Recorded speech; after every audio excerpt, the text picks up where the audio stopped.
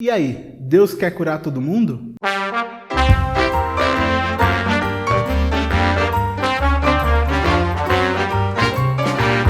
Nesse vídeo eu quero esclarecer algumas coisas e responder algumas perguntas que normalmente as pessoas têm com relação à cura, com relação a sobre como Jesus cura, quem ele cura, como ele cura e todas essas coisas e as perguntas que surgem a partir disso. O fato é que o ministério de Jesus é marcado por muitas curas, de todos os tipos. Então ele cura cego, paralítico, ele ressuscita morto, ele faz um monte de coisa e cura um monte de gente de formas diferentes, falando coisas diferentes e com intenções diferentes nessas pessoas. É muito complexo às vezes esse assunto e eles pode trazer alguns ensinamentos errados aí no meio. Primeira pergunta que surge quando a gente fala sobre cura é se a cura depende da fé da pessoa que está sendo curada. Em Mateus 9:22, Jesus diz para a mulher que tocou nas suas vestes: vá, a tua fé te salvou. Em Marcos 10:52, a mesma coisa para o cego Bartimeu: a tua fé te salvou. E isso pode gerar na nossa cabeça uma ligação de que então é a fé que cura as pessoas, é a fé das pessoas que faz com que elas sejam curadas por Jesus. Além disso, a gente tem um texto muito usado para isso, que é Mateus 13:58, onde Jesus fala de que ele chega numa cidade e que não cura muitas pessoas por causa da incredulidade delas. E aí a gente cria na nossa cabeça: Jesus não curou muita gente por causa da incredulidade. E as pessoas que foram curadas lá foram por causa da fé delas. Ou seja, se você for incrédulo, Jesus não pode te curar. Se você não tiver fé, você não vai ser curado. Se você orou e alguma coisa não aconteceu, se alguém orou por você e não aconteceu, talvez você não tenha fé para isso. É o que algumas pessoas dizem. O problema com esse pensamento de sem fé, Cristo não pode te curar, é que a gente começa a colocar um limitador no poder de Deus aí. Deus não pode fazer a menos que eu tenha fé para que ele faça aquilo. E aí a gente tem um problema maior, que é: a fé vem de Deus. Efésios 2:8. Pois vocês são salvos pela graça, por meio da fé. E isso não vem de vocês, é dom de Deus. Romanos 12:3. Pois pela graça que me foi dada, digo a todos vocês: ninguém tenha de si mesmo um conceito mais elevado do que deve ter, mas pelo contrário tem um conceito equilibrado, de acordo com a medida da fé que Deus lhe concedeu. Se a fé vem do próprio Deus e a medida da fé vem do próprio Deus, não tem como a nossa fé limitar a ação de Deus. Seria como dizer que o próprio Deus está limitando a ação do próprio Deus, porque a fé vem dele e ele diz que sem fé ele não pode te curar. Mas a fé vem de... Você vê como a gente entra num ciclo infinito, porque a fé vem de Deus, ela não pode limitar o poder do próprio Deus. O que responde a essa nossa pergunta é a cura do paralítico no tanque de Betesda, lá em João 5, que inclusive o Koshi Rim citou no vídeo que a gente gravou com ele, falando que esse foi o texto que abriu a mente dele, o sobrinho do Ben Rim, que abriu a mente lendo esse texto sobre essa cura no paralítico no tanque de Betesda. O interessante é que o homem não conhecia Jesus, ele não sabia quem Jesus era, Jesus não falou nada de fé para ele, nada disso. Ele só olhou para o homem e falou: ah, você quer ser curado? Então levanta aí, pega a sua maca e anda. E ele saiu andando sem saber quem tinha curado. Quando perguntaram para ele: quem foi que te curou? Ele falou: não sei, foi um homem que passou aqui. E a gente sabe disso porque nos textos depois, no versículo 14, ele vai dizer o seguinte: mais tarde Jesus o encontrou no templo e lhe disse: olhe, você está curado, não volte a pecar para que algo pior não lhe aconteça. Então ele só vai conhecer Jesus bem depois, ele não sabia quem era Jesus, não tinha fé nenhuma no coração, nada disso, e mesmo assim ele foi curado por Jesus. Então como que a gente responde Mateus 13:58? Jesus foi lá e não curou muitas pessoas por causa da incredulidade delas. Uma resposta que a gente pode dar sobre isso é o seguinte: o texto, primeira coisa, o texto não diz que Jesus não curou ninguém. Diz que ele não curou muitas pessoas, ele curou algumas pessoas lá. E o fato de que Jesus não curou por causa da incredulidade não quer dizer que a incredulidade foi um fator limitador do poder de Jesus. Mas sim que aquelas pessoas não foram curadas porque elas eram incrédulas, aquilo não daria efeito nenhum. As curas de Jesus sempre foram com sentido, nunca era uma cura só por curar. Era uma cura para que a alma da pessoa fosse salva. Então ele curou agora, a gente leu, acabou de ler o texto do paralítico em Betesda, e ele fala para ele: ó, agora você vai e não peca mais para que algo pior não te aconteça. Sempre ele fala aí, Jesus, então vai e não peques mais. Então, sempre ele leva a pessoa a algo maior, não cura apenas a doença da pessoa, mas como cura a alma dela do inferno também. O que adiantaria ele ir lá e curar um monte de gente e essas pessoas continuarem saudáveis e felizes vivendo no inferno? Não faria sentido nenhum. A incredulidade não foi o fator limitador, mas sim, Jesus não curou porque por causa da incredulidade eles não creriam em Jesus, não creriam que Jesus é o Filho de Deus que curou eles, então essa cura não faria sentido. Segunda pergunta: a cura depende da fé de quem ora? a gente entendeu que não depende da fé de quem está sendo curado. Mas aí a pergunta que depende da fé de quem está orando. Às vezes se a pessoa tem mais fé, ela consegue curar mais fácil. Se ela tem menos fé, tem que curar mais ou coisa desse tipo. Como via de regra, porque a Bíblia nos fala isso, é necessário ter fé para se aproximar de Deus. Hebreus 11:6.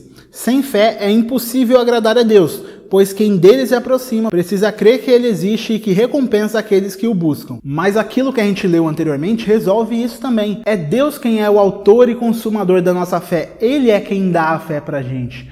Então ele quem faz isso em nós. Não somos nós que vamos aumentar a nossa fé ou fazer qualquer coisa do tipo para então conseguir chegar num nível onde a gente possa curar. Não é assim que as coisas funcionam. Se a fé fosse o requisito necessário para fazer todo e qualquer tipo de cura, as pessoas que têm fé deveriam estar então nos hospitais, curando as pessoas com câncer, curando as pessoas que perderam perna, perderam braço, as pessoas que estão passando por cirurgia, crianças com problema de saúde, com anemia, esse tipo de coisa. Deveria estar na África, essas pessoas deviam estar aí orando e curando por todo mundo, e todo mundo seria necessariamente curado. Se é a fé de quem ora que faz as pessoas serem curadas, então a gente deveria sair juntando essas pessoas e curar o mundo todo. Mas a gente sabe que não é assim que acontece. Às vezes alguém que tem muita fé e que já viu uma cura acontecer, simplesmente ora e a cura não acontece.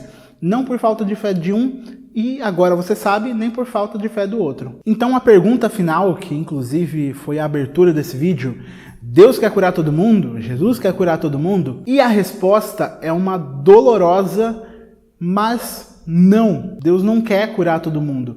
E eu sei que isso pode parecer, nossa, meu Deus, olha o que ele falou, olha o que ele está falando, mas não é isso. A gente tem casos na Bíblia onde Jesus não curou todas as pessoas. A gente leu João 5, ele chega lá em Betesda, no tanque de Betesda, um monte de gente estava esperando ser curado, um monte de gente esperava a cura por anos e anos, e Jesus foi lá e curou apenas um paralítico. Ele não curou todo mundo que estava lá, ele curou uma pessoa. As curas de Jesus sempre têm um sentido, um objetivo. Nunca era sempre para demonstrar o seu ministério, sempre para cumprir a profecia de que ele viria e faria isso, sempre para demonstrar o poder que vinha do Pai nele, todo esse tipo de coisa. Não simplesmente para sair curando as pessoas por aí. Elas tinham um objetivo. Existiam muitos doentes no tempo de Jesus. Ele não curou todos eles. Muitas pessoas morreram enquanto Jesus vivia.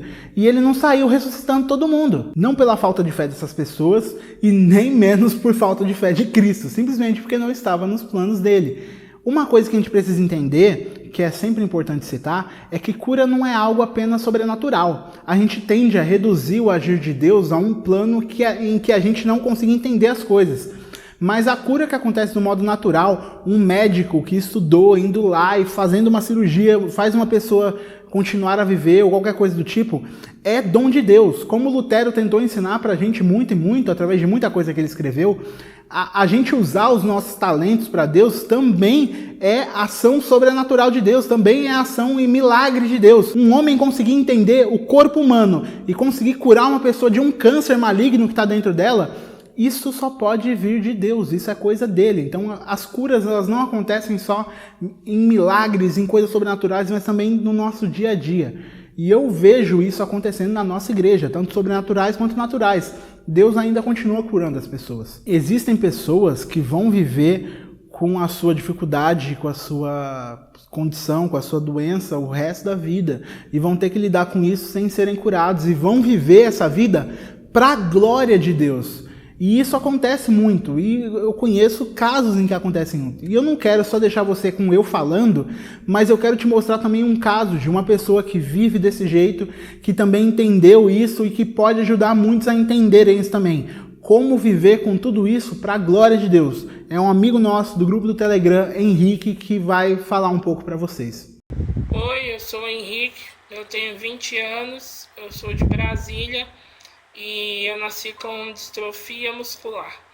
Com a doença de distrofia muscular, eu não possuo força suficiente para ficar em pé, nem para a maioria das atividades independentes.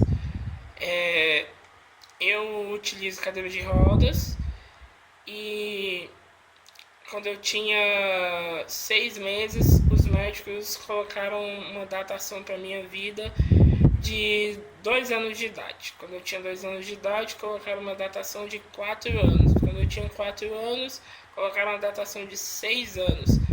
Com 6 anos, eles desistiram de colocar um tempo para minha vida. E nisso,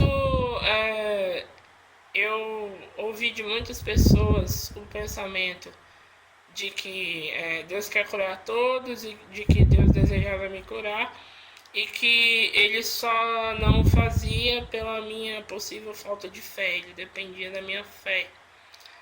Mas graças a Deus, lendo a palavra, estudando a palavra, eu percebi que isso não é verdade. O Deus soberano não depende da minha fé para que nada que esteja na vontade dele aconteça. E isso tirou um fardo da minha vida. Só que isso também me mostrou uma coisa. Talvez Deus não queira me curar. Embora eu queira a cura, talvez Deus não queira me curar. E eu não queira agora. E baseado nisso, eu precisei repensar algumas coisas da minha vida. Uma das primeiras coisas foi que eu preciso viver a minha vida da forma que eu estou. E para isso, eu preciso entender o propósito da minha vida da forma que eu estou. E o propósito das nossas vidas, seja com saúde, sem saúde, seja rico ou pobre, seja bem ou mal, o propósito das nossas vidas é glorificar a Deus. Nós vivemos para a glória de Deus. E vendo a vida dessa forma, eu passei a entender que seria necessário que eu vivesse a minha vida para a glória de Deus, para honrar e adorar o Senhor. Então, eu comecei a ver formas de como eu poderia glorificar a Deus da forma que eu estou. E assim, Deus colocou no meu coração o pensamento de que não importa como eu estou, mas que eu tenho que viver para a glória dele. E nisso, eu passei a olhar as coisas que Deus me usou para a glória dele, como por exemplo, pessoas que muitas vezes me disseram: olha, pelo seu exemplo, eu aprendi a não desistir, a perseverar na fé, a não desistir da minha fé, porque com tantos motivos e tantas dificuldades que você tem, você não desiste da sua fé, você não desiste de servir a Deus. E, primeiro de tudo, eu não atribuo esse mérito a mim. Não, isso é o Espírito Santo agindo na minha vida. Porque se fosse por mim, com certeza a minha natureza de pecado não iria escolher por Deus e eu não iria viver para a glória de Deus. Mas o Espírito Santo trabalhando no meu coração me ensinou a viver para a glória de Deus da forma que eu estou. Hoje eu sou professor da Escola Dominical de Adolescentes na minha igreja. Eu cuido dos jovens também, da juventude na igreja. E eu quero viver a minha vida para pregar o Evangelho e para glorificar o nome do Senhor. Então, a minha história talvez possa servir de ajuda a alguém que hoje pensa: e se Deus não quiser me curar, como eu vou lidar com isso? Pense sempre que a sua vida é para a glória de Deus e seja grato. A nossa natureza de pecado muitas vezes nos impede de viver em gratidão ao Senhor, de pensar em todas as coisas que o Senhor nos tem feito. Mas nós devemos pensar assim como diz Abacuque 3, versículo 17. Ainda que a figueira não floresça, que não haja frutos na videira, todavia me alegrarei no Senhor e exultarei no Deus da minha salvação.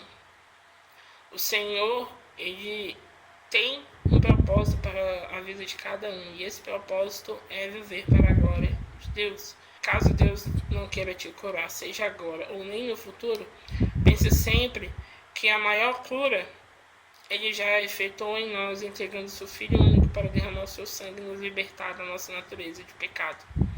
E através do Espírito Santo Ele nos convence do pecado, da justiça e do juízo. Nada é impossível para Deus, e tudo ocorre conforme a vontade dEle e a sua soberania.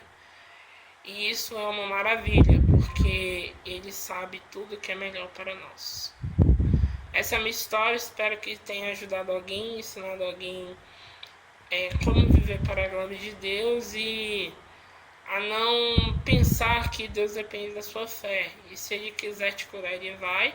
E se Ele não quiser, Ele tem um plano para a sua vida. Seja qual for a vontade dele, ela é boa, perfeita, agradável e muito melhor que a nossa, os nossos anseios e medos. Essa é a minha história e até mais. Gostou desse vídeo? Deixa o seu gostei, comenta aqui embaixo o que você achou, compartilha esse vídeo por aí, muitas pessoas precisam ouvir isso. Se inscreve nesse canal se você não é inscrito. Se você quer ajudar a gente a manter esse trabalho funcionando, tem o link do Padrim aí que ajuda a gente a manter todas essas despesas do QG e de tudo isso funcionando e cada vez melhorando para vocês. Muito obrigado e até a próxima. Tchau, tchau.